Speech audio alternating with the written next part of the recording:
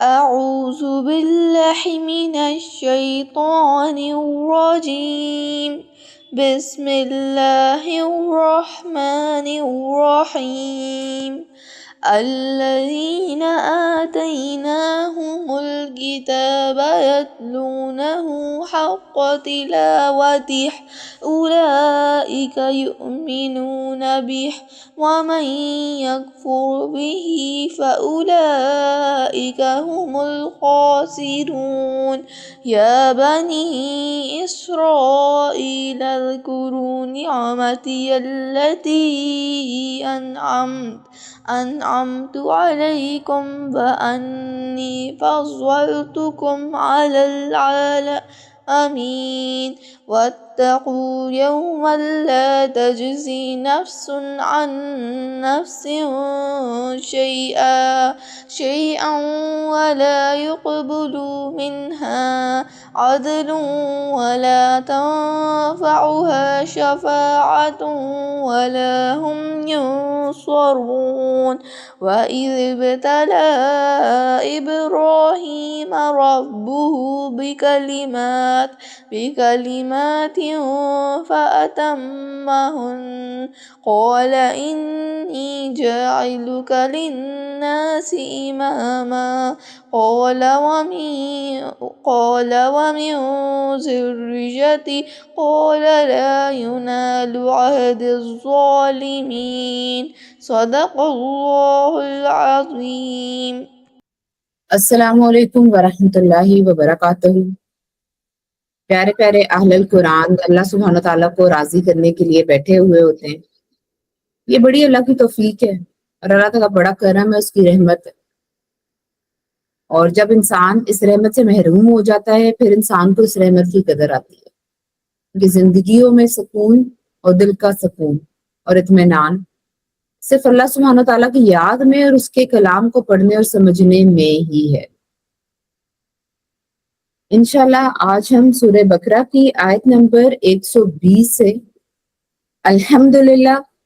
الحمدللہ رب العالمین نحمدہ ونستعینہ ونستغفرہ ونؤمن بہ ونتوکل علیہ ونعوذ باللہ من شرور انفسنا ومن سیئات اعمالنا من يهده الله فلا مضل له ومن يضلل فلا هادي له وأشهد أن لا إله إلا الله وحده لا شريك له وأشهد أن سيدنا محمدا عبده ورسوله ربي اشرح لي صدري ويسر لي أمري واحلل عقدة من لساني يفقهوا قولي ربي زدنا علما اللهم فقهنا في الدين اللهم إنا نسألك علما نافعا ورزقا طيبا وعملا متقبلا واجعل لي وزيرا من أهلي ربي يسر ولا تعسر وتمم بالخير آمین یا رب العالمین۔ آج اللہ سبحانہ تعالیٰ کے کرم سے، اس کے رحم سے، اس کی توفیق سے ہم سورہ بقرہ کی آیت نمبر 120 سے اپنی نشست کا آغاز کریں گے۔ اعوذ باللہ من الشیطان الرجیم بسم اللہ الرحمن الرحیم۔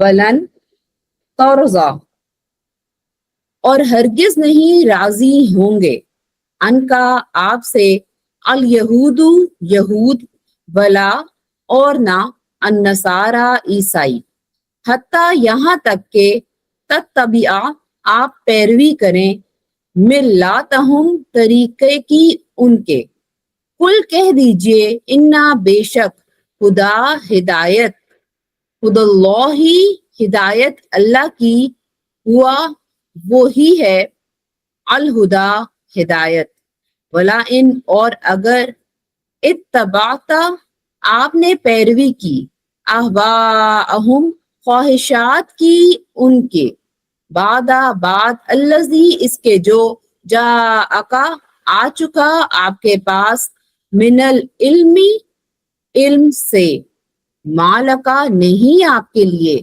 من اللہ اللہ سے، من کوئی، ولین دوست، ولا اور نہ، نصیر مددگار، الذین وہ لوگ کے آتیناہم دی ہم نے جن کو الکتابہ کتاب یتلونہ پڑھتے ہیں اس کو حق کا جیسا حق ہے تلاوتی ہی تلاوت کا اس کی اولئک وہی لوگ یؤمنون ایمان لاتے ہیں بھی اس پر ومن اور جو یکفر انکار کرتے ہیں بھی اس سے فاولئک پس وہی ہیں ہم وہ الخاسرون نقصان اٹھانے والے۔ آئیے بامحاورہ ترجمہ دیکھتے ہیں۔ اور تم سے نہ تو یہودی کبھی خوش ہوں گے اور نہ عیسائی یہاں تک کہ ان کے مذہب کی پیروی اختیار کر لو۔ ان سے کہہ دو کہ اللہ کی ہدایت یعنی دین اسلام ہی ہدایت ہے، اور اے پیغمبر صلی اللہ علیہ وآلہ وسلم اگر تم اپنے پاس علم یعنی وحی خدا کے آ جانے پر بھی ان کی خواہشوں پر چلو گے تو تم کو عذاب اللہ سے بچانے والا نہ کوئی دوست ہوگا نہ کوئی مددگار۔ جن لوگوں کو ہم نے کتاب عنایت کی ہے وہ اس کو ایسے پڑھتے ہیں جیسا اس کے پڑھنے کا حق ہے، یہی لوگ اس پر ایمان رکھنے والے ہیں، اور جو لوگ اس کو نہیں مانتے وہ خسارہ پانے والے ہیں۔ اللہ اکبر کبیرہ۔ یہود و نصارہ کی ہر دھرمیوں کا یہاں پہ ذکر ہے۔ آپ صلی اللہ علیہ وآلہ وسلم کو خطاب کر کے ارشاد ہوتا ہے کہ ان یہود و نصارہ میں سے ضدی لوگوں کو تو رسول اللہ صلی اللہ علیہ وآلہ وسلم پر ایمان لانے اور آپ صلی اللہ علیہ وآلہ وسلم کی اتباع کی کیا توفیق ہوتی، وہ تو یہاں تک اپنے باطل خیالات میں بلند پردازی کرتے تھے کہ نعوذ باللہ آپ کو اپنی راہ پر چلانے کی فکر میں ہیں۔ شروع میں بعض مباح امور میں رسول اللہ صلی اللہ علیہ وآلہ وسلم اہل کتاب کی موافقت فرما لیتے تھے اس غرض سے کہ یہ کچھ نرم ہو کر اسلام لے آئیں، تو اللہ سبحانہ و تعالیٰ نے اس آیت میں فرمایا کہ آپ اس خواہش کو چھوڑ دیجئے کہ جس سے یہ یہود و نصارہ راضی ہو کر موافق ہو جائیں گے۔ ان کا آپ سے راضی ہونا محال اور ناممکن ہے۔ وہ اس غرور میں ہے کہ ہم کتب الہیہ کے علوم کے حامل اور علم بردار ہیں، ہم کسی کا کیوں اتباع کریں، ہم تو سب کے مقتدا اور سردار ہیں، لہٰذا جو شخص اپنے آپ کو مقتدا سمجھتا ہو وہ مقتدی بننے پر کب راضی ہو سکتا ہے۔ یہود و نصارہ کے اس خیال خام کے جواب میں تلقین فرمائی گئی کہ ان سے یہ کہہ دیا جائے کہ تحقیق اللہ کی ہدایت ہر زمانے میں وہی ہدایت ہے جو اس زمانے کا نبی اور رسول لے کر آئے، اور گزشتہ ہدایتیں اگرچہ اپنے اپنے وقت پر ہدایتیں تھیں مگر منسوخ ہو جانے کے بعد خدا نہیں رہتی بلکہ ہوائے نفس بن جاتی ہے، اور نفسانی خواہشات کا اتباع بھی ہدایت نہیں ہو سکتا۔ اسی لیے اللہ سبحانہ تعالیٰ نے ارشاد فرمایا اور اگر آپ بعد اس علم کے جو آپ کو پہنچ چکا ہے ان کی خواہشوں کی پیروی کرنے لگے تو آپ کے لیے اللہ کے مقابلے میں نہ کوئی یار ہوگا نہ مددگار۔ بہت ہی ڈرانے والی آیات ہیں۔ یہاں یہ خطاب ظاہراً آپ صلی اللہ علیہ وآلہ وسلم سے ہے، مگر بعض مفسرین کا کہنا ہے کہ مقصود سنانا حق کے مخالفین کو ہے کہ اناد کی بنا پر ان کو مخاطب بھی نہیں کیا جا رہا۔ بعض مفسرین کا کہنا ہے وہ یہاں خطاب لفظاً رسول اللہ صلی اللہ علیہ وآلہ وسلم سے ہے مگر مراد امت ہی ہے، اور اصل حکم اسی کو ہے، اور اس طرز مخاطبت سے مقصود مسئلے کی اہمیت پر زور دینا ہے کہ منکرین کی طرف میلان پر ایسا معاملہ بفرض محال جب رسول اللہ صلی اللہ علیہ وآلہ وسلم کے ساتھ ہے تو دوسروں کا تو کیا ذکر کیا جائے، یہاں تک تو اہل کتاب یعنی یہود و نصارہ کے ایسے لوگوں کا ذکر تھا جو اسلام کی مخالفت کرتے تھے اور بوجہ تعصب اور عناد اور حسد آپ صلی اللہ علیہ وآلہ وسلم پر ایمان نہ لاتے تھے۔ اللہ اکبر کبیرہ۔ اتنی ڈرانے والی یہ آیت ہے کہ انسان کے رونگٹے کھڑے ہو جاتے ہیں۔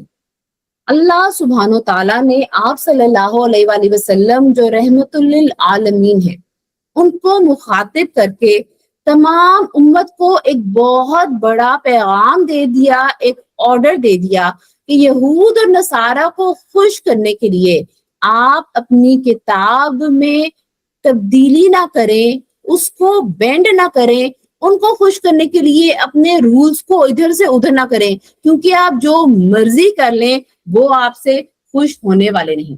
ہم سب جانتے ہیں کہ سورہ بقرہ مدنی سورت ہے۔ اسی عنوان پر مکہ میں ایک سورت نازل ہوئی تھی جو ہم سب کو یاد ہے، جس میں دو ٹوک بتا دیا گیا تھا کہ مسلمانوں کے لیے مسلمانوں کا دین ہے اور کافروں کے لیے کافروں کا دین ہے۔ اس وقت خطاب مشرکین سے تھا، یہاں پہ خطاب ہو رہا ہے یہود اور نصارہ سے جو اہل کتاب تھے۔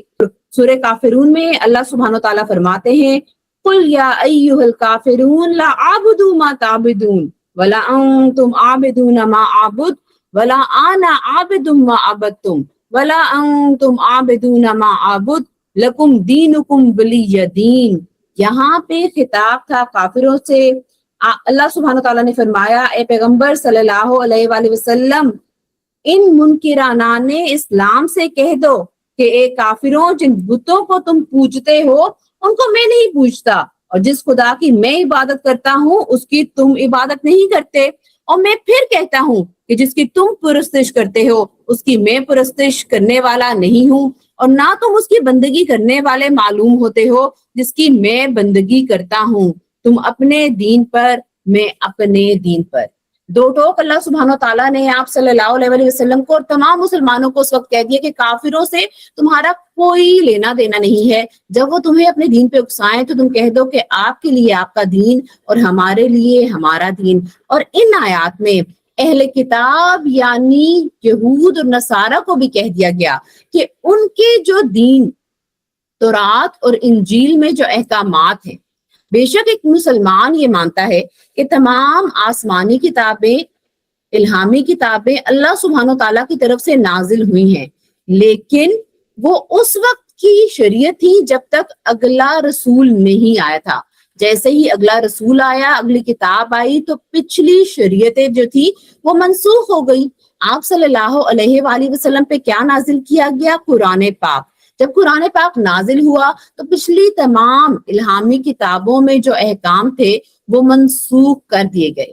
آپ صلی اللہ علیہ وآلہ وسلم کو مخاطب کر کے امت کو کہا جا رہا ہے کہ یہود اور نصارہ کو تم راضی کرنے کے لیے جتنے بھی طریقے آزما لوگے وہ تم سے راضی ہونے والے نہیں ہیں۔ آج ہم دیکھتے ہیں کہ ہم سچویشن میں فٹ ہونے کے لیے، سوسائٹی میں فٹ ہونے کے لیے، یہ کہتے ہوئے کہ ہم 2026 میں رہتے ہیں، یہود اور نصارہ کی بہت سی چیزوں کو ایکسپٹ کر چکے ہیں، اور ایکسپٹنس تو چھوٹا ورڈ ہے، شاید ان کا حصہ ہی بھی بن چکے ہیں۔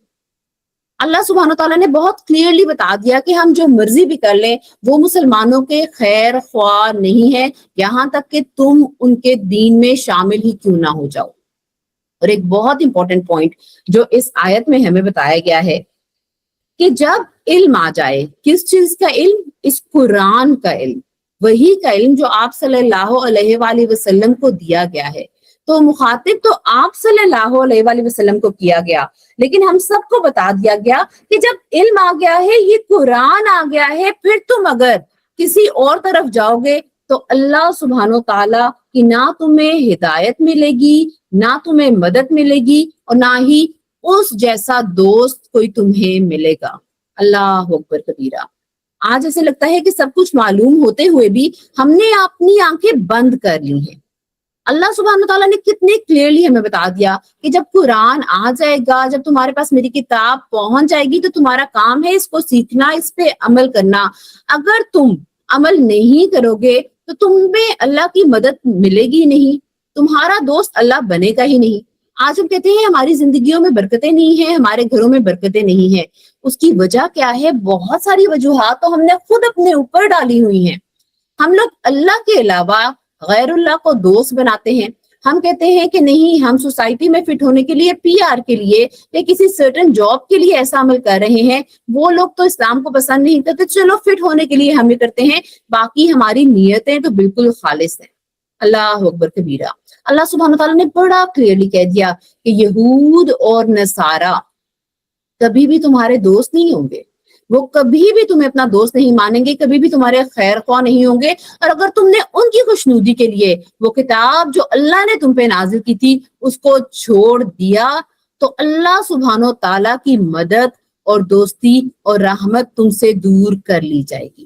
اللہ سبحانہ تعالیٰ ہمیں سچے ہدایت پہ، قرآن پہ عمل کرنے کی توفیق دے، اور اللہ سبحانہ تعالیٰ ہمارے ایمان کو اتنا مضبوط کر دے کہ ہم آج کل کے اہل کتاب یہود، نصارہ اور کافروں کے انفلوئنس میں نہ آئے، اور ان کے انفلوئنس سے بچنے کا صرف اور صرف ایک طریقہ ہے، قرآن کی رسی کو مضبوطی سے تھام لینا۔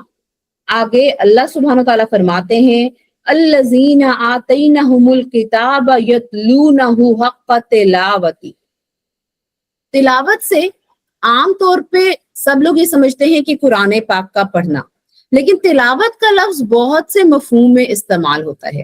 تلاوت کے ایک معنی ہے قرآن پاک کو پڑھنا، اچھے طریقے کے ساتھ، تجوید کے ساتھ پڑھنا تلاوت کہلاتا ہے، لیکن تلاوت کا ایک معنی یہ بھی ہے کہ قرآن کو پڑھنا، سمجھنا اور پھر اپنی زندگیوں میں امپلیمنٹ کرنا، اور یہی پیغام ہے اس اگلی آیت کا۔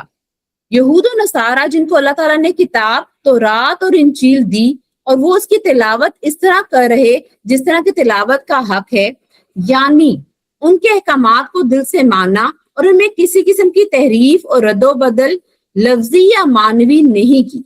اللہ سبحانہ تعالیٰ نے کہا کہ اگر ویسی تلاوت کر رہے تھے کہ یعنی ان کے احکام کو مان رہے تھے، اس میں تحریف نہیں کر رہے تھے، تو ایسے لوگ البتہ دین حق پر ایمان لے آتے ہیں، یعنی اہل کتاب میں وہ لوگ جو حقیقی دین پہ قائم تھے، جو تورات اور انجیل کے احکامات کو حقیقت میں مان رہے تھے، جنہوں نے اپنی تورات میں اور انجیل میں تحریف نہیں کی تھی، جو اس کا سچا پیغام تھا اس کو پکڑے رکھا تھا، تو ان کے دل اتنے نرم تھے کہ تاریخ ہمیں گواہیاں دیتی ہے کہ بہت سے یہودی اور بہت سے عیسائی جو سچے دین میں تھے انہوں نے دین اسلام کو قبول کر لیا۔ آپ صلی اللہ علیہ وآلہ وسلم پر ایسے لوگ ایمان لے آتے ہیں، اور جو لوگ نبی آخر الزمان پر ایمان نہیں لاتے وہ در حقیقت اپنی اپنی کتاب پر بھی ایمان نہیں رکھتے اور توریت اور انجیل میں تحریف کرتے رہتے ہیں، اور حضور پاک صلی اللہ علیہ وآلہ وسلم کی ظہور کی جو بشارتیں ان کی کتاب میں مرکوز ہیں ان سے انکار کرتے ہیں۔ بس یہی لوگ خسارہ اٹھانے والے ہیں کہ اپنی کتاب پر جو ایمان رکھتے تھے وہ بھی ہاتھ سے گیا، اور جو ثمرات اور انعامات الہیہ دین یعنی دین اسلام پر ایمان لانے کے بعد انہیں ملنے تھے وہ اس سے بھی محروم کر دیے گئے۔ اس طرح انہوں نے اپنا بہت بڑا نقصان کیا۔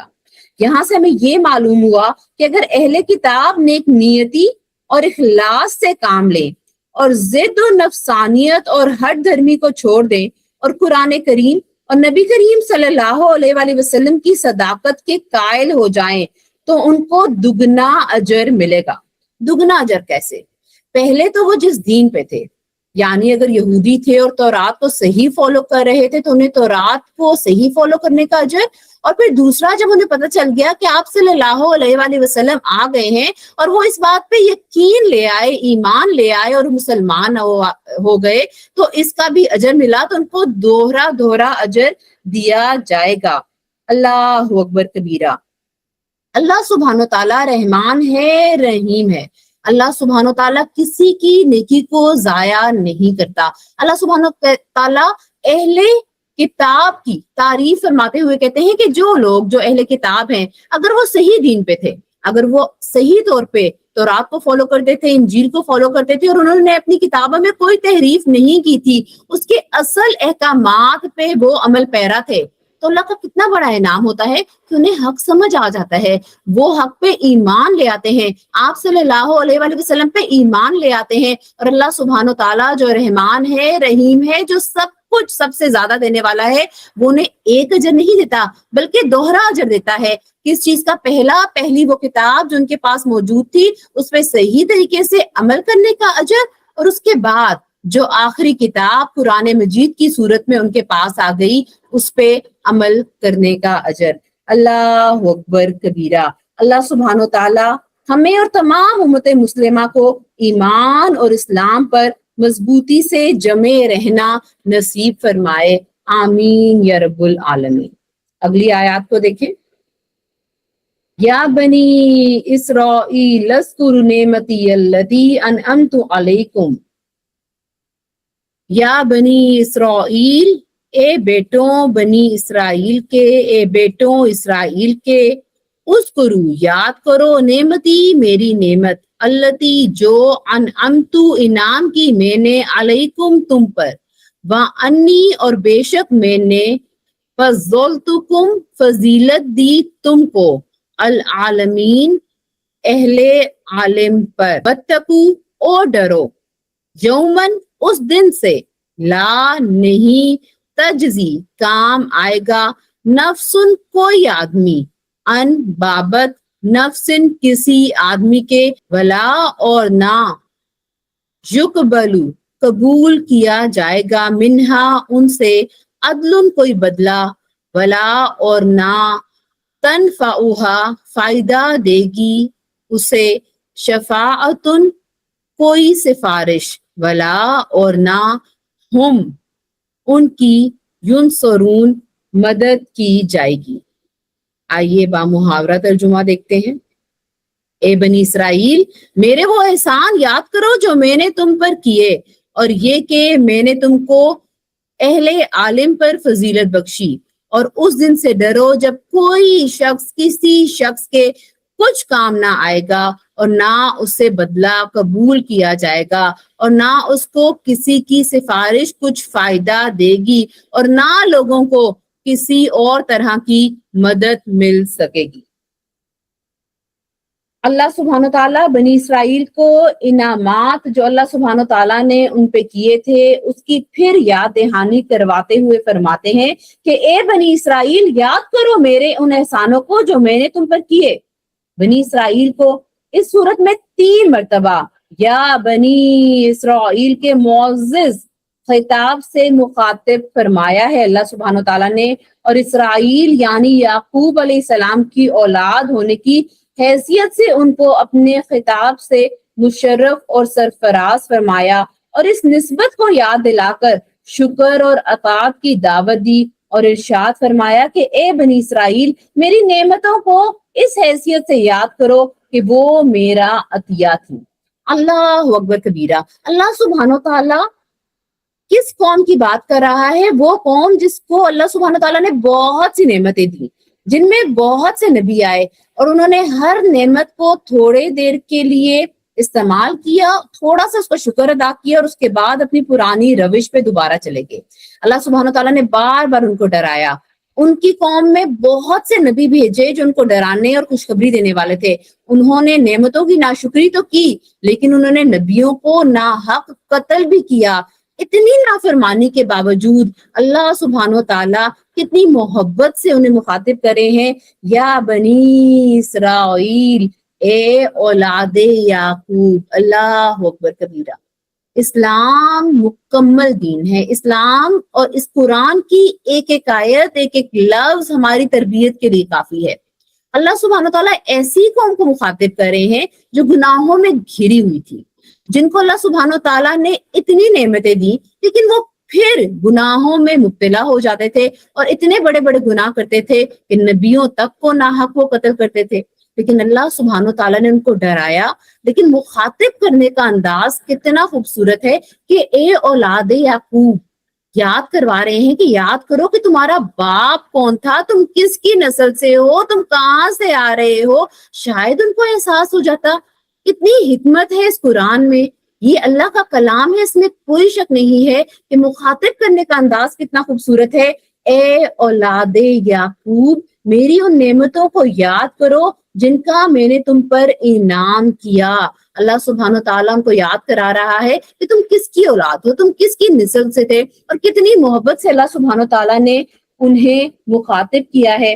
اللہ سبحانہ تعالیٰ فرماتے ہیں کہ اے بنی اسرائیل، میری نعمتوں کو اس حیثیت سے یاد کرو کہ وہ میرا عطیہ تھی۔ میری نسبت کے شرف اور عزت کو دیکھو اور یاد کرو، اور پھر اس حیثیت کو دیکھو کہ اس نعمت کا میں نے تم پر محض اپنی مہربانی سے انعام کیا تھا، تمہارا کوئی استحقاق نہ تھا۔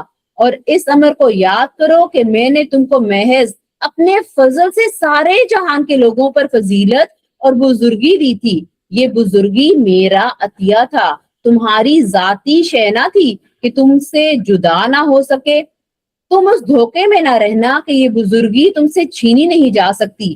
اگر اس فضیلت اور بزرگی کو باقی رکھنا چاہتے ہو تو ہمارے رسول کی اطاعت کرو اور قیامت کے دن سے ڈرو۔ اللہ اکبر کبیرہ۔ گویا اس قوم کو آخرت کے نتائج سے پھر آگاہ کیا جا رہا ہے کہ دنیا میں تو انسان کسی کی مدد سے جو ہے یا کسی سفارش سے بچ سکتا ہے، لیکن قیامت کے روز اللہ تعالیٰ کے ہاں ان میں سے کوئی چیز بھی کام نہ دے گی۔ وہاں صرف کام کیا آئے گا؟ ایمان اور عمل صالح۔ اللہ اکبر کبیرہ۔ بہت ڈرانے والی آیتیں ہیں۔ انسان اتنا کم ظرف ہے اور انسان جلدی ہی اللہ کی دی ہوئی نعمتوں کو بھول جاتا ہے۔ اللہ سبحانہ و تعالیٰ کی نعمتیں جب انسان کے پاس آتی ہیں تو انسان اپنے آپ کو ان نعمتوں کو حقدار سمجھتا ہے، اپنی بڑائی کرتا ہے، اپنے آپ کو بہت عابد اور بزرگ سمجھتا ہے۔ اللہ سبحانہ و تعالیٰ نے کہا کہ جو میں نے نعمتیں تمہیں دی تھی وہ میرا کرم تھا، میری رحمت تھی جو میں نے تم پہ کی تھی، تم اس کے مستحق تو نہیں تھے، تم نے کوئی ایسا کام نہیں کیا تھا کہ وہ نعمتیں تمہیں ملی، میرے کرم کی وجہ سے وہ نعمتیں تمہیں ملی، وہ نعمتیں میں نے تمہیں دی اور وہ میں نے تمہیں تمام عالم پہ فضیلت دی۔ لیکن یہ یاد رکھنا کہ وہ نعمتیں میں چھین بھی سکتا ہوں، اور ہم سب کو یہ یاد رکھنے کی ضرورت ہے کہ ہماری زندگی میں کوئی بھی نعمت ہے اور ہماری زندگی میں کوئی بھی نہیں، ہماری زندگی میں بہت سی نعمتیں ہیں۔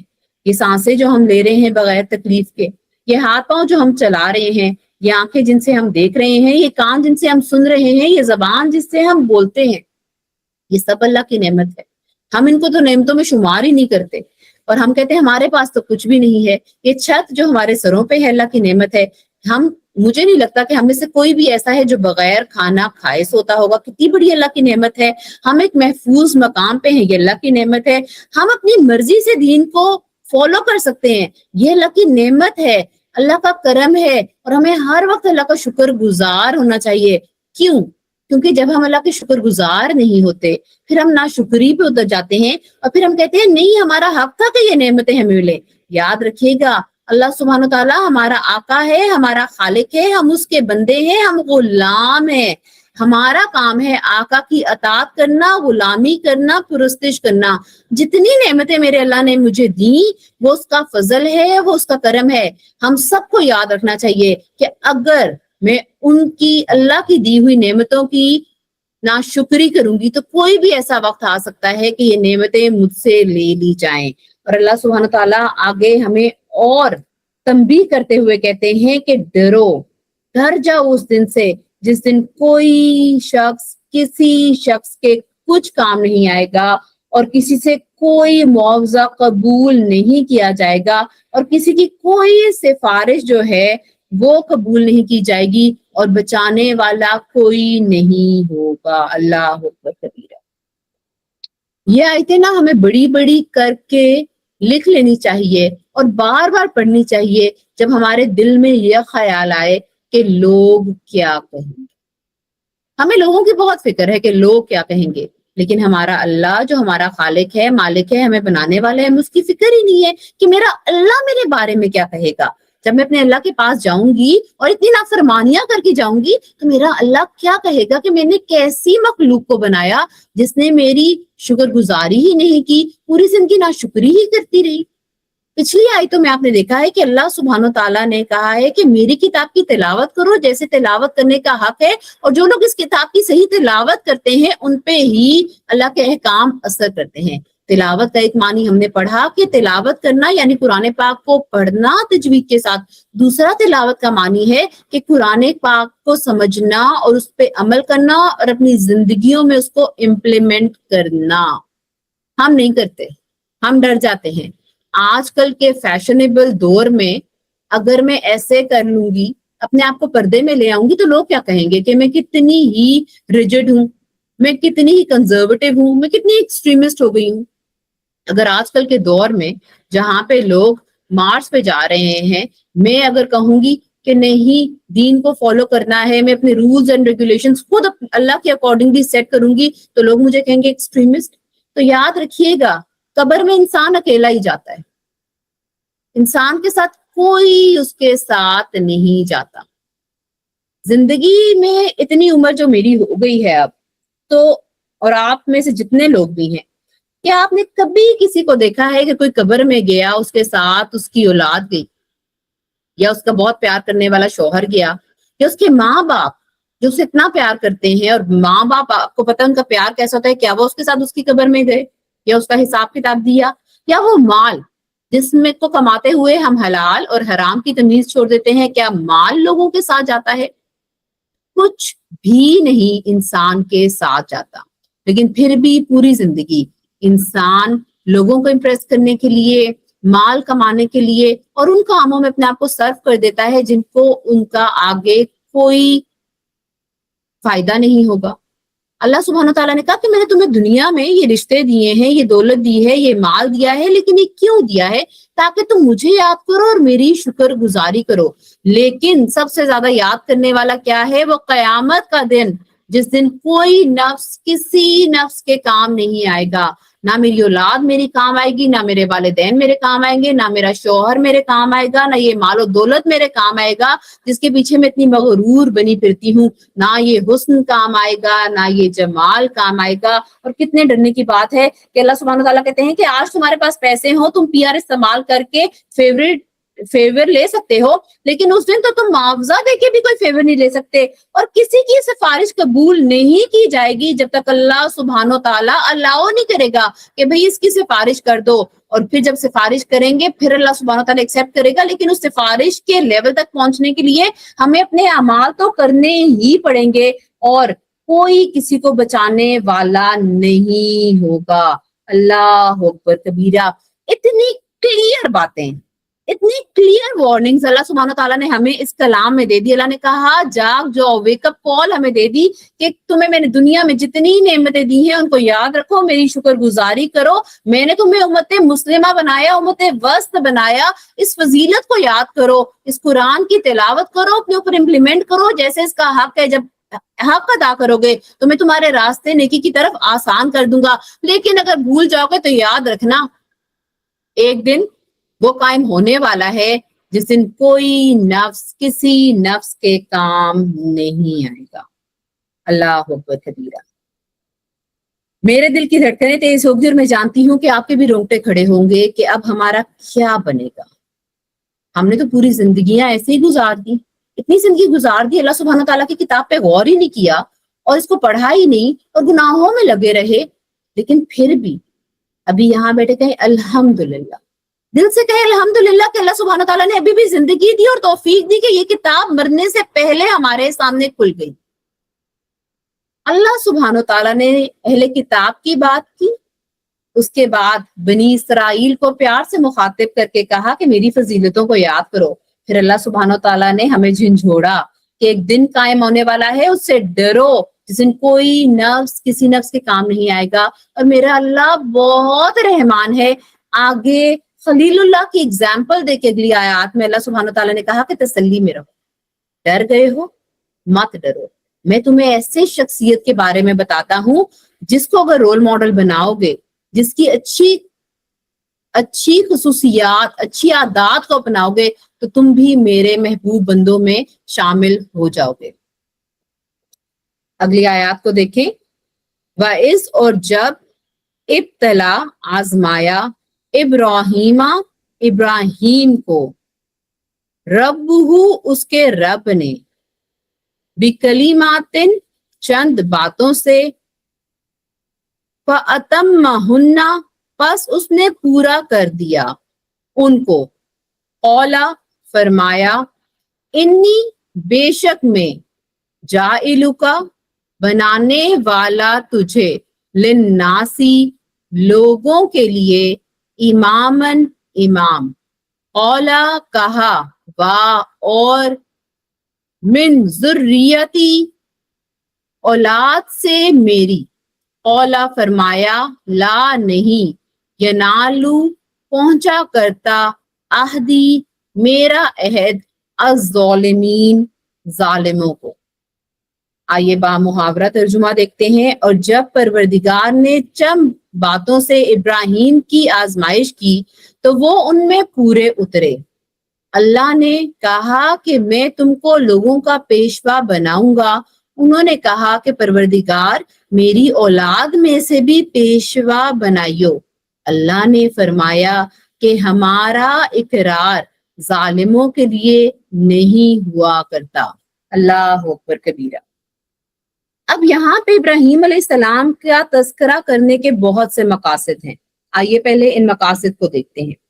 پہلا مقصد یہ ہے کہ امامت اور پیشوائی کا مرتبہ تب ہی ملتا ہے جب اللہ تعالیٰ کے امتحان میں کامیاب اور درست نکلے کوئی انسان۔ ظالم اور فاسق ہو کر امامت اور دینی سرداری اور پیشوائی کا خیال بالکل غلط ہے۔ دوسری بات یہاں یہ بتانا ہے کہ خانہ کعبہ جو اہل اسلام کا قبلہ ہے وہ حضرت ابراہیم علیہ السلام ہی کا بنایا ہوا ہے۔ اس کی فضیلت اور بزرگی میں کوئی کلام نہیں کیا جا سکتا، اور اہل اسلام کا قبلہ وہی ہے جو حضرت ابراہیم علیہ السلام کا قبلہ ہے۔ تیسرا، یہ ملت اسلام وہی ملت ابراہیمی ہے۔ چوتھا، یہ کہ امت مسلمہ اور نبی آخر الزمان صلی اللہ علیہ وآلہ وسلم کے ظہور اور بعثت کی دعا سب سے پہلے حضرت ابراہیم علیہ السلام نے کی تھی، لہٰذا حضرت ابراہیم علیہ السلام کے طریقے پر وہی ہو سکتا ہے کہ جو ملت اسلام کو قبول کرے اور نبی آخر الزمان صلی اللہ علیہ وآلہ وسلم پر ایمان لائے۔ پانچواں پوائنٹ یہ ہے کہ بنی اسرائیل کا یہ خیال کرنا کہ نبی آخر الزمان ہمارے خاندان سے نہیں اس لیے ہم ان پر ایمان نہیں لائیں گے، یہ خیال بالکل غلط اور باطل ہے۔ حضرت ابراہیم علیہ السلام کے دو صاحبزادے تھے، ایک اسحاق علیہ السلام جن کے بیٹے اسرائیل یعنی یعقوب علیہ السلام ہیں، اور حضرت ابراہیم علیہ السلام کے دوسرے بڑے بیٹے حضرت اسماعیل علیہ السلام ہیں۔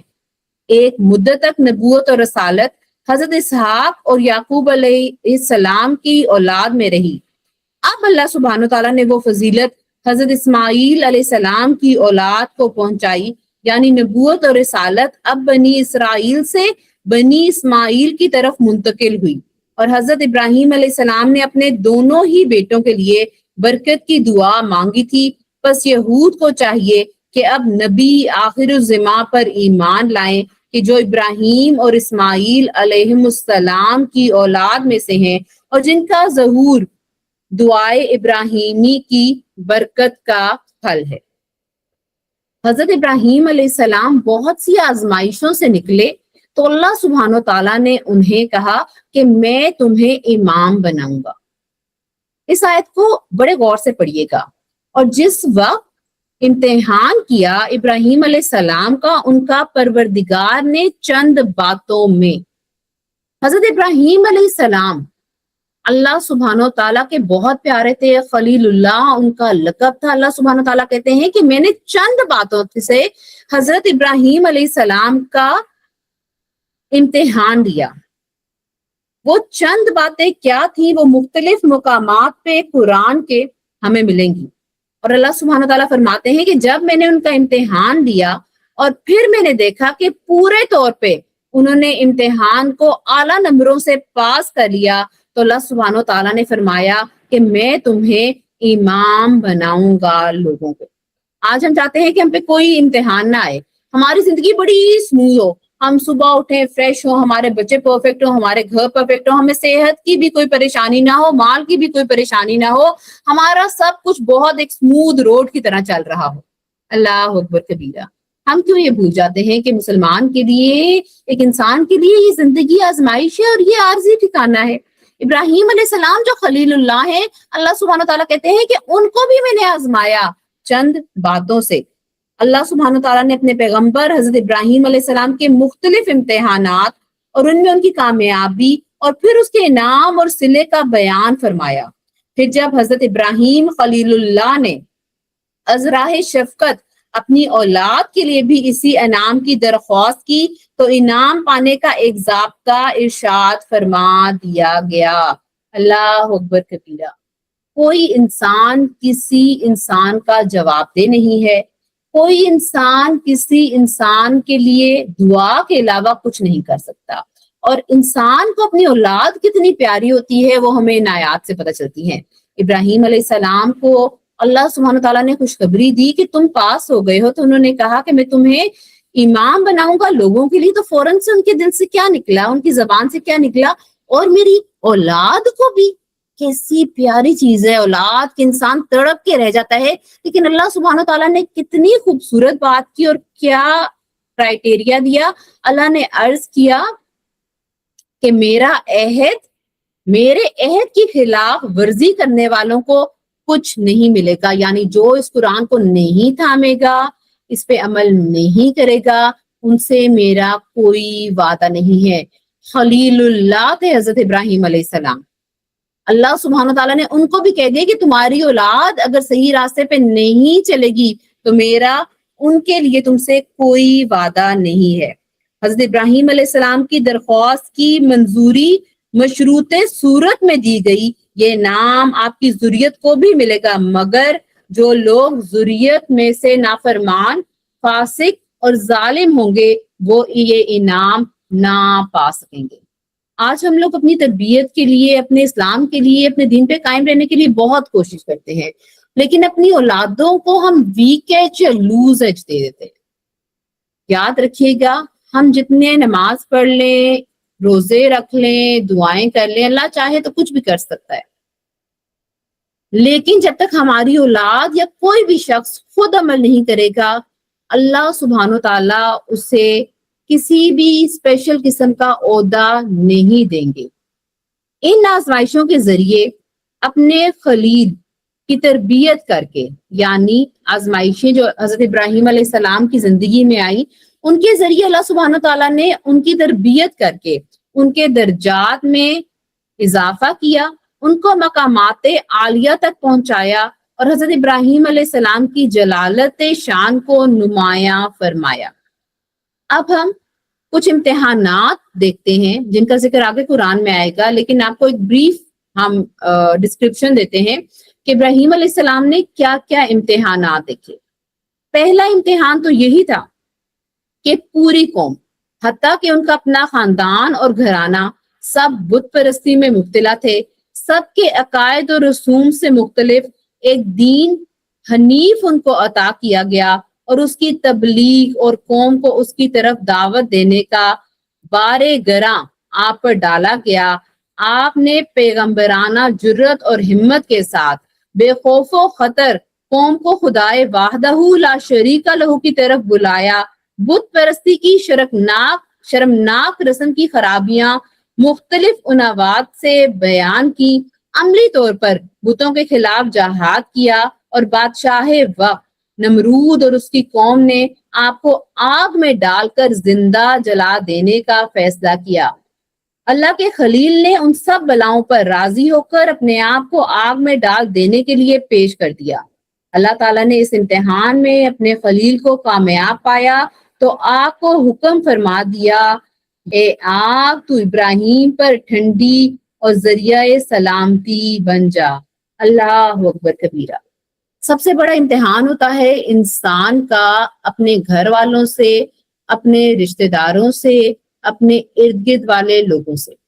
ہم سب جانتے ہیں کہ ابراہیم علیہ السلام اس معاشرے میں پیدا ہوئے جہاں پہ بت پرستی کا زور زورا تھا۔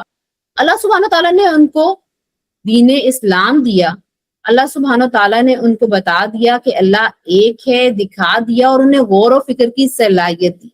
جب انہوں نے غور و فکر کیا اور اللہ سبحانہ تعالیٰ نے ان کو ہدایت بخشی تو انہوں نے پورے معاشرے سے لڑے، اپنے گھر سے لڑائی شروع کی۔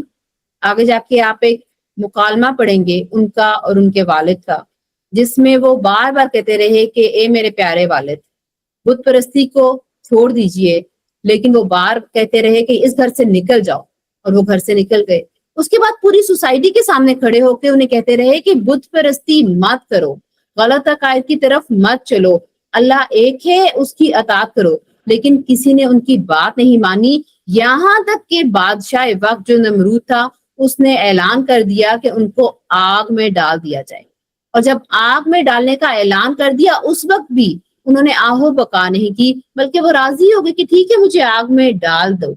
اور جب آگ میں ڈالے جا رہے تھے تو ایک روایت کے مطابق ہمیں پتہ چلتا ہے کہ ایک فرشتہ آیا اور انہوں نے حضرت ابراہیم علیہ السلام سے کہا کہ آپ اس وقت اللہ سبحانہ و تعالیٰ سے کچھ کہنا چاہتے ہیں؟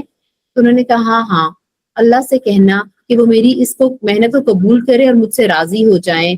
اور جب وہ فرشتہ گیا تو اللہ اکبر، اللہ سبحانہ و تعالیٰ نے آگ کو ہی ٹھنڈا کر ڈالا۔ کتنی بڑی آزمائش ہے یہ، اپنے گھر والوں کے خلاف، اپنی اس وقت کی سوسائٹی کے خلاف ڈالنا، اور پھر اتنا زیادہ ظلم ہونا کہ آگ میں ڈال دیا جانا۔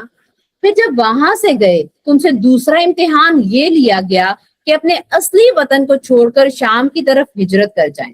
حضرت ابراہیم علیہ السلام نے رضائے خداوندی کی تڑپ میں قوم اور وطن کو بھی خیر بات کہہ دیا اور ملک شام میں چلے آئے۔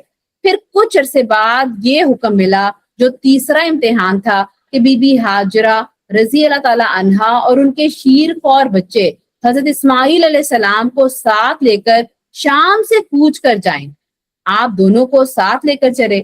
جب چٹیل میدان اور گرم ریگستان اور بے آب و دانا سنسان بیابان جگہ پہ جہاں نہ آدم تھا نہ حیوان تھا نہ چرند تھا نہ پرند تھا، جہاں اب بیت اللہ کی تعمیر اور شہر مکہ آباد ہے، تو اس بے آب و گیا میدان میں آپ کو اتار دیا گیا۔ اللہ تعالیٰ کے خلیل حضرت ابراہیم علیہ السلام کو حکم ملتا ہے کہ بی بی اور بچے کو یہیں چھوڑیں اور خود ملک شام کو واپس ہو جائیں۔ اللہ کے خلیل حکم پاتے ہی تعمیل ارشاد میں کھڑے ہو جاتے ہیں اور ایک تھیلی کھجوروں کی اور ایک مشکیزہ پانی کا دے کر بیوی بچے کو چھوڑ کر شام کی طرف روانہ ہو جاتے ہیں۔ تعمیل حکم میں اتنی تاخیر بھی گوارا نہیں کی کہ بیوی کو بتا ہی دیتے کہ کیوں چھوڑ کے جا رہے ہیں۔ حضرت ہاجرہ جب آپ کو جاتے ہوئے دیکھتی ہیں تو پکارتی ہیں اور کہتی ہیں کہ اس لک و دک میدان میں ہمیں چھوڑ کر آپ کہاں جا رہے ہیں؟ مگر آپ کچھ جواب نہیں دیتے۔ مگر وہ بیوی تھی، حضرت خلیل اللہ کی بیوی تھی، سمجھ گئی کہ یہ ماجرا کیا ہے اور کہنے لگی کیا آپ کو اللہ تعالیٰ نے ایسا کرنے کا حکم دیا ہے؟ آپ نے فرمایا کہ ہاں۔ حضرت ہاجرہ رضی اللہ تعالیٰ عنہ کو جب یہ حکم خداوندی کا علم ہو گیا تو فرمایا کہ اچھا جائیے، جس مالک نے آپ کو چلے جانے کا حکم فرمایا ہے وہ ہمیں بھی ضائع نہیں کرے گا۔ پھر رحمت خداوندی نے حضرت ہاجرہ اور حضرت اسماعیل کو پالا اور خشک زمین سے پانی کا ایک چشمہ جس کو آج تک زمزم کہتے ہیں نکال دیا اور پھر آبادی کا سامان بھی مہیا کر دیا۔ کتنی بڑی آزمائش سے گزرے حضرت ابراہیم علیہ السلام۔ آج ہمیں چھوٹی چھوٹی آزمائشیں آتی ہیں، ہم تڑپ کے رہ جاتے ہیں۔ ہم اللہ سبحانہ تعالیٰ سے نعوذ باللہ ہم لوگ تو گلے شکوے اور زبان سے پتہ نہیں کیا کیا باتیں نکالتے ہیں، اور اللہ سبحانہ تعالیٰ نے کیسے پہلے باپ سے آزمایا، اپنے جب چھوٹے تھے اپنے ارد گرد کے لوگوں سے آزمایا، پھر وہاں سے نکلے ایک اور جگہ جا کے وہاں پہ آباد ہوئے، پھر بیوی اور بچے کے پیار سے آزمایا اور سب پہ انہوں نے لبیک کہا اور اللہ کے خلیل بن گئے۔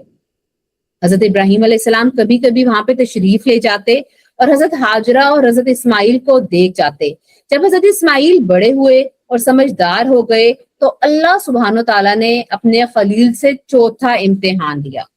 چنانچہ حضرت ابراہیم علیہ السلام کو خواب میں حکم خداوندی ہوتا ہے کہ بچے کو ہمارے نام پہ قربان کر دو اور اپنے ہاتھ سے اپنے پیارے بچے کو ذبح کر دو۔ پھر اس خواب کی تعمیل میں جو واقعہ پیش آیا وہ ہر مسلمان جانتا ہے کہ جب حضرت ابراہیم علیہ السلام نے اپنے صاحبزادے حضرت اسماعیل سے اپنا یہ خواب بیان فرمایا تو فرزند سعید نے بخوشی اپنی جان قربان کرنے کی آمادگی ظاہر فرمائی، اور پھر حضرت ابراہیم علیہ السلام کے صاحبزادے کو مینا کے جنگل میں لے جایا گیا اور اپنی طرف سے حکم حق کی پوری تعمیل میں حضرت اسماعیل علیہ السلام کے گلے پر پوری طاقت سے چھری پھیر دینے کی انہوں نے کوشش کی، مگر چھری نے ایک بال بھی نہیں کاٹا تھا، اور پھر جنت سے ایک فدیے کا آنا اور اس کا حضرت ابراہیم علیہ السلام کا ذبح کرنا اور اس سنت ابراہیمی کا آنے والی دنیا کے لیے دائمی سنت قربانی بن جانا،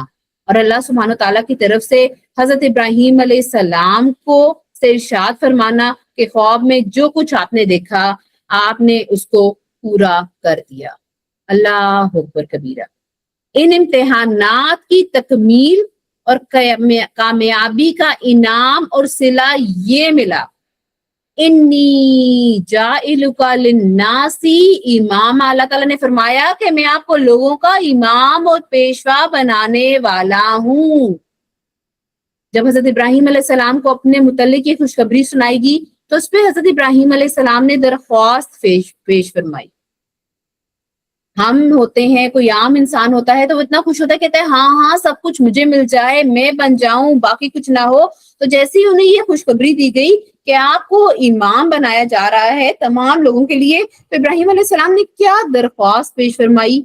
قال ومن ذریتی، اور میری اولاد میں بھی، یعنی حضرت ابراہیم علیہ السلام نے عرض کی کہ میری اولاد اور نسل سے بھی امام اور نبی بنائیے۔ اس پر اللہ سبحانہ تعالیٰ کی طرف سے جواب ارشاد ہوا، قال لا ینال عہد الظالمین، یعنی آپ کی یہ درخواست منظور ہے، مگر اس کا ضابطہ سن لیجئے کہ میرا یہ عہد ظالموں اور عہد کی خلاف ورزی کرنے والوں کو نہیں ملے گا، یہ عہدہ نہیں ملے گا ان لوگوں کو جو ظلم کریں گے اور جو اللہ سبحانہ تعالیٰ کے احکامات کی خلاف ورزی کریں گے۔ چنانچہ ایک مدت دراز تک امامت اور قیادت حضرت ابراہیم علیہ السلام کی نسل کے اندر حضرت یعقوب علیہ السلام کی اولاد یعنی بنی اسرائیل میں رہی، لیکن جب وہ ظلم کے مرتکب ہوئے اور شرک و تحریف تورات اور انجیل اور قتل انبیاء اور نافرمانی احکام وغیرہ وغیرہ میں مبتلا ہوئے اور منصب امامت کے بالکل اہل نہ رہے، تو یہ امامت بنی اسرائیل سے بدل کر حضرت اسماعیل علیہ السلام کی اولاد میں حضرت محمد صلی اللہ علیہ وآلہ وسلم کے سپرد کر دی گئی۔ اللہ اکبر کبیرہ۔ کتنی خوبصورت آیات ہیں اور کتنی زیادہ ٹیچنگ ہے اس میں۔ جب بھی کبھی آپ لوگ آزمائشوں سے گھبرائیں نا تو یہ یاد رکھیے گا کہ یہ اللہ کی طرف سے آزمائشیں جو آتی ہیں یہ اللہ کا قرب حاصل کرنے کے لیے بہت ضروری ہوتی ہیں۔ جب میں پیچھے اپنی زندگی پہ نظر ڈالتی ہوں تو بہت سے ایسے واقعات ہیں جو اگر میری زندگی میں نہ ہوئے ہوتے اور مجھے اتنی تکلیف نہ ہوئی ہوتی تو شاید میں دنیا سے ہٹتی نہیں، اسی دنیا میں انوالو رہتی، اسی دنیا میں گھومتی رہتی، شہرت، پیسہ، روپیہ اور ایک جو فزیکل بینگ کہ ہم سب سے اچھے ہیں، یہ اسی ہی رولر کوسٹر میں گھومتی رہتی اور میں اللہ سبحانہ تعالیٰ کا قرب حاصل نہ کرتی۔ اللہ سبحانہ تعالیٰ آزمائشوں کے ذریعے، مصیبتوں کے ذریعے انسان کو توڑتا ہے۔ جب انسان ٹوٹتا ہے تو انسان کو پتہ چلتا ہے کہ میری تو کوئی اوقات نہیں ہے، میرے اختیار میں تو میرا اپنا آپ نہیں ہے، میرے اختیار میں تو میرا اپنا نفس بھی نہیں ہے۔ جب تک اللہ کی رحمت نہیں ہوگی میں تو کسی صورت بھی جنت میں نہیں جا سکوں گا، میں ہدایت نہیں پا سکوں گا، میں اللہ کی راہ میں نہیں نکل سکوں گا۔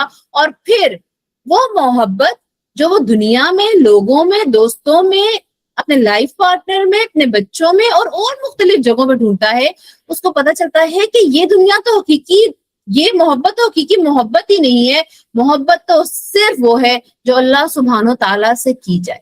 اور پھر جب اسے حقیقی محبت حاصل ہو جاتی ہے پھر وہ تمام دنیا کے در چھوڑ دیتا، ان آزمائشوں سے گزر جاتا ہے، ٹوٹتا ہے، بکھرتا ہے، پھر اللہ سبحانہ تعالیٰ اس کو دوبارہ جوڑتا ہے، پھر اللہ سبحانہ تعالیٰ اس کو ہدایت دیتا ہے، استقامت دیتا ہے، اور سب سے بڑا انعام جو اللہ سبحانہ تعالیٰ اس کو عطا کرتا ہے وہ ہے اللہ سبحانہ تعالیٰ کا قرب۔ ذرا سوچئے نا، والد کی محبت سے، رشتہ داروں کی محبت سے آزمائے گئے حضرت ابراہیم علیہ السلام، اس کے بعد شہر چھوڑ کے دوسری جگہ جانا، اپنے آپ کو اسٹیبلش کرنا، اپنے آپ کو اسٹیبلش کیا، اپنا گھر بسایا، پھر شادی کی، اولاد ہوئی، اور پھر بیوی اور بچوں سے آزمائے گئے حضرت ابراہیم علیہ السلام، اور انہوں نے ان کو بھی اللہ کی راہ میں چھوڑ دیا، اور بیوی بھی ایسی نیک کہ جب یہ پتہ چل گیا کہ اللہ نے حکم دیا ہے، کوئی سوال نہیں کیا، یہ نہیں کہا کہ تم ظالم ہو، تم ہمیں چھوڑ کے جا رہے ہو، ہمارا کیا بنے گا۔ اللہ اکبر کبیرہ۔ آج اگر ہمارے شوہر دین کی راہ پہ چلنے کی کوشش بھی کر لیں تو بیویوں کو تو ہاتھ پاؤں پڑ جائیں کہ ہمارا کیا بنے گا، ہم کہاں سے کھائیں گے، ہم کیا کریں گے، یہ تو ظالم ہے، اس کو اپنی پڑی ہوئی ہے۔ ہم لوگ اس کانسیپٹ سے ہی باہر نہیں آ رہے کہ ہمارا خالق، ہمارا مالک، ہمارا رازق، ہمارے نفع نقصان کا مالک ہمارا شوہر یا ہمارا والد یا ہمارا کوئی بھی رشتہ نہیں، بلکہ صرف اللہ سبحانہ و تعالی ہے۔ بی بی ہاجرہ کا اللہ پہ ایمان اور یقین کتنا مکمل تھا، انہوں نے کوئی دوسری بات نہیں کی اور کیا کہا کہ جب اللہ نے تجھے کہا ہے تو ہمیں چھوڑ کے یہاں پہ جا رہا ہے تو اللہ ہمیں ضائع نہیں کرے گا۔ اور وہ صحرا جہاں پہ کوئی امید نہیں تھی، ہمارے ارد گرد تو اتنی فیسلٹیز ہوتی ہیں، ہمیں اتنی امیدیں ہوتی ہیں کہ فلانا بندہ کر دے گا، یہ کر دے گا، یہ ہو جائے گا، ہم تو پھر بھی اللہ پہ توکل نہیں کرتے۔ وہ صحرا جہاں پہ کچھ بھی نہیں تھا، اگر آپ کا مکہ جانے کا، سعودیہ جانے کا آپ کا اتفاق ہو، وہاں پہ پہاڑوں کو دیکھیے، خوف سے دل آپ کا لرز اٹھتا ہے کہ اتنی خوفناک وہ جگہ لگتی ہے اندھیرے میں، اور جہاں پہ سوچے کچھ نہ ہو، ریت ہی ریت ہو، وہاں پہ چھوڑ کے جا رہے ہیں، اور وہ کیا کہہ رہی ہیں کہ میرا اللہ مجھے ضائع نہیں کرے گا۔ یہ نہیں کہہ رہی کہ میرے شوہر تم ہمیں چھوڑ کے جا رہے ہو، ہمارا کیا بنے گا، ہم مر جائیں گے۔ اللہ پہ ایمان اور اعتقاد اتنا مضبوط کہ میرا اللہ مجھے ضائع نہیں کرے گا۔ اللہ تعالیٰ نے اس صحرا میں زمزم نکال دیا جس کو آج تک ہم سنبھال کے لے آتے ہیں۔ آج اگر جا کے دیکھیں تو مکہ میں کون سی نعمت ہے جو نہیں ہے، کون سا پھل ہے جو نہیں ہے، کون سی لگژری ہے جو نہیں ہے۔ اللہ سبحانہ تعالیٰ نے اس ویرانے کو آباد کر دیا۔ اتنی سخت آزمائش سے حضرت ابراہیم علیہ السلام گزرے، اس کے بعد اولاد جوان ہوئی، اور کتنی جوان ہوئی، اتنی کہ چلنے پھرنے لگی، باپ کا سہارا بننے لگی، اور اس وقت اللہ نے کہا کہ اب جا کے اس کو میری راہ میں قربان کر دو۔ پھر کوئی بات نہیں کی، بیٹے سے خواب کا ذکر کیا تو بیٹا بھی کیا خوبصورت، کیا ہی اعلیٰ کہ اس نے کہا کہ اللہ کا حکم ہے تو وہ کر ڈالیے جس کا اللہ نے حکم دیا ہے۔ اللہ اکبر کبیرہ۔ امامت کے منصب، اللہ کا قرب، اللہ کی محبت، اللہ سبحانہ و تعالیٰ کی عشق کی لذت مل ہی نہیں سکتی جب تک کوئی انسان جو ہے مشکلوں سے، آزمائشوں سے نہیں گزرتا ہے۔ جب بھی کوئی مشکل آئے، حضرت ابراہیم علیہ السلام کی زندگی کو یاد کریں۔ یہ قرآن جو ہے نا، یہ آیات جو ہیں، یہ ہماری زندگی گزارنے کو بہت آسان کر دیتے ہیں، کیونکہ جب ہم ان عظیم شخصیات کی قربانیاں دیکھتے ہیں تو ہماری قربانیاں تو ان کے سامنے کچھ بھی نہیں ہے۔ پھر ہمیں شرم آتی ہے کہ ہم کتنی چھوٹی پٹی چیزوں پہ آہو بکا کرتے رہتے ہیں۔ اللہ سبحانہ تعالیٰ سے ہم لوگ شکوے شکایتیں کرتے ہیں جو کہ ہماری اوقات بھی نہیں ہے۔ حضرت ابراہیم علیہ السلام کو مشکلوں سے اللہ سبحانہ تعالیٰ نے گزارا تو اللہ سبحانہ تعالیٰ نے کہا کہ مشکلات سے میں نے تمہیں گزارا، تم پاس ہو گئے، تو ایز اے ریزلٹ میں نے تمہیں کیا کہا، میں نے تمہیں لوگوں کا پیشوا اور امام بنا دیا۔ تو کتنی پیاری درخواست کی حضرت ابراہیم علیہ السلام نے کہ میری اولاد میں سے بھی، اولاد کیسی پیاری چیز ہے۔ اولاد کو بھی یہ بتانے کی بہت سخت ضرورت ہے کہ بیٹا اگر میں نماز روزہ کر رہی ہوں، دین کے احکام پہ چل رہی ہوں، تو میرا بیٹا، میں آپ کے لیے دعا تو ضرور کر سکتی ہوں، لیکن جب تک آپ خود عمل نہیں کریں گے میں آپ کے لیے اس سے آگے کچھ نہیں کر سکتی، کیونکہ اللہ سبحانہ تعالیٰ نے کیا فرمایا کہ میرا عہد ان کو نہیں پہنچے گا جو ظالموں میں سے ہوں گے۔ یہ کلیئرٹی آج کل کی نسل کو دینا بہت ضروری ہے کہ بیٹا، ہر نفس نے اپنی قبر میں جانا ہے، ہر شخص نے اپنے اعمال کا خود حساب کتاب دینا ہے، اور مشکلوں سے، آزمائشوں سے گزر کے ہی ہم اللہ کا قرب حاصل کر سکتے ہیں۔ اور سب سے امپورٹنٹ بات، یہ دنیا بہت تھوڑی دیر کے لیے ہے۔ یہ ایسے ہے کہ ابھی اگر ہم سوچیں کہ کتنی زندگی گزر گئی اور اللہ جانے کس کی کتنی ہے، یہ تو ایک لمحے بھر میں گزر جائے گی۔ اصل کام کیا ہے کہ ہر حال میں اللہ کا شکر ادا کرنا، اللہ کے احکام کی اطاعت کرنا، اور اللہ سبحانہ تعالیٰ کو راضی کرنے کی کوشش کرنا۔ اللہ سبحانہ تعالیٰ مجھے اور آپ کو دین اسلام پہ ثابت قدم کر لے۔ اللہ سبحانہ تعالیٰ ہمیں دین پہ استقامت عطا فرمائے۔ اللہ سبحانہ تعالیٰ ہمیں ہر وہ کام کرنے کی توفیق دے جس سے میرا اللہ راضی ہو جائے، اور ہر اس کام سے میرا اللہ مجھے روک دے جس سے میرا اللہ ناراض ہو۔ اللہ سبحانہ و تعالیٰ ہمیں اپنے نفس کے حوالے نہ کرے، اللہ سبحانہ و تعالیٰ ہمیں مخلوق کے شر سے بچائے اور ہمارے شر سے مخلوق کو بچائے۔ اللہ سبحانہ و تعالیٰ ہم سب کو قلب سلیم عطا کرے۔ اللہ سبحانہ و تعالیٰ ہم سب کو توفیق دے کہ ہم اپنی اولاد کی اچھی تربیت کر سکیں، اور جہاں کوئی کمی کوتاہی رہ گئی ہے اللہ سبحانہ و تعالیٰ اپنی رحمت سے، اپنے کرم سے ان کمیوں کو دور کر دے۔ اللہ سبحانہ و تعالیٰ کسی ماں کو، کسی باپ کو اولاد کا دکھ نہ دکھائے۔ اللہ سبحانہ و تعالیٰ ہمیں ایسا بنائے کہ ہم خود تو سیدھی راہ پہ چلنے کی کوشش کریں، لیکن اپنے پیاروں کو بھی ہاتھ پکڑ کے ساتھ ساتھ خوشی سے، نرم دلی سے لے کے چلیں۔ اللہ سبحانہ و تعالیٰ ہمارے جتنے پیارے دنیا سے چلے گئے ہیں ان سب کو جنت الفردوس میں اعلیٰ مقام عطا کرے۔ اللہ سبحانہ و تعالیٰ نے جیسے ہمیں یہاں خوبصورت خاندان دیا ہے، اللہ ہمیں جنت میں بھی اپنے ماں باپ کے ساتھ، دادا دادی، نانا نانی، اپنے سارے پیاروں کے ساتھ اکٹھا کر دے، تاکہ وہاں بھی ہم خوشی سے ان کے ساتھ ایک خوبصورت فار ایور والی زندگی گزاریں۔ اللہ سبحانہ و تعالیٰ میرے پیارے والد محترم زاہد محمود کو کروٹ جنت الفردوس میں اعلیٰ مقام عطا کرے، ان کی قبر کو روشن کرے، ان کی قبر کو جنت کے باغوں میں سے ایک باغ بنا دے۔ اللہ سبحانہ و تعالیٰ جو ہمارے پیارے اس دنیا سے چلے گئے ہیں اللہ سبحانہ و تعالیٰ ان کی بخشش کرے۔ اللہ سبحانہ و تعالیٰ ہمیں آخرت میں ان سے ملا دے۔ اللہ سبحانہ و تعالیٰ میری والدہ کو صحت والی، ایمان والی، لمبی زندگی عطا کرے۔ اللہ ہمارے والدین کا سایہ ہمارے سر پہ قائم رکھے، جن کے والدین نہیں ہیں اللہ سبحانہ و تعالیٰ ہمیں توفیق دے کہ ہم ان کے لیے صدقہ جاریہ بن جائیں، اور اللہ سبحانہ و تعالیٰ ہمیں ایمان کی، اپنے قرب کی نعمت عطا کرے، ہمیں بھی، ہماری اولاد کو بھی۔ اللہ تعالیٰ قرض داروں کے قرضے عطا کرے، بیماروں کو صحت و تندرستی عطا کرے۔ اللہ سبحانہ و تعالیٰ جس کا جو مسئلہ ہے میرا پیارا اللہ اپنی رحمت سے اس کو حل کر دو۔ اللہ سبحانہ و تعالیٰ آپ سے، مجھ سے راضی ہو جائے۔ اپنا بہت خیال رکھیے گا، دعاؤں میں یاد رکھیے گا۔ سبحانک اللہم و بحمدک، اشہد ان لا الہ الا انت، استغفرک و اتوب الیک۔ السلام علیکم ورحمۃ اللہ وبرکاتہ۔